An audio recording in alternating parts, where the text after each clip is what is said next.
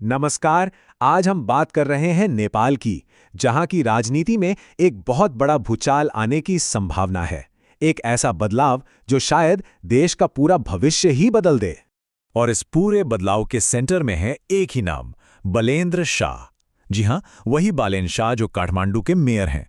और अब तो खबरें ये भी हैं कि वो नेपाल के अगले प्रधानमंत्री भी बन सकते हैं। तो चलिए आज इसी पर गहराई से बात करते हैं। तो सबसे पहला सवाल तो यही है कि आखिर ये बालेन शाह हैं कौन?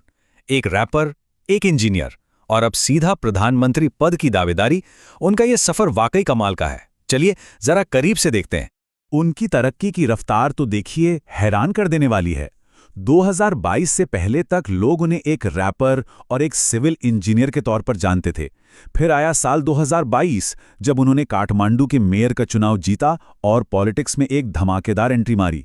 और अब बस कुछ ही सालों में वो 2026 में प्रधानमंत्री पद के सबसे तगड़े दावेदार बन गए हैं। अब वो इतने पॉपुलर क्यों हैं? इसकी एक बड़ी वजह यह है कि वो पुराने नेताओं से बिल्कुल अलग हैं। सोचिए, एक तरफ वो पारंपरिक नेता हैं और दूसरी तरफ है बालेन शाह, एक आउटसाइडर, एक रैपर, एक इंजीनियर। ये जो उनका अनोखा कॉम्बिनेशन है ना, यही उनकी सबसे बड़ी ताकत है।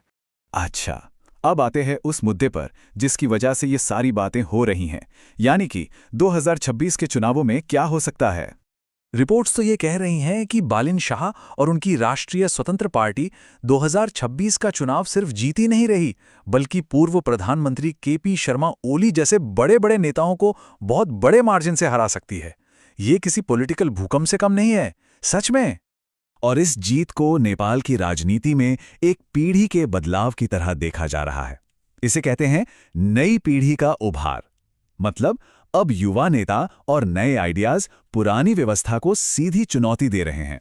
ये नेपाल के लिए एक नई दिशा का इशारा हो सकता है। पर सवाल यह है कि वो इतने लोकप्रिय क्यों हैं? खासकर युवाओं में उनका इतना क्रेज क्यों है? चलिए इसके पीछे की वजहों को समझते हैं।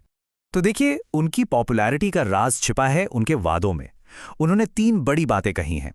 1, भ्रष्टाचार खत्म करेंगे। 2, रोजगार बढ़ाएंगे। और 3, देश की अर्थव्यवस्था को पटरी पर लाएंगे। और यही वो मुद्दे हैं जो आज नेपाल के हर आम इंसान, खासकर नौजवानों को परेशान कर रहे हैं। तो इन सब बातों को अगर एक साथ देखें तो एक ही बड़ा सवाल मन में आता है, क्या नेपाल का भविष्य सच में बदलने वाला है?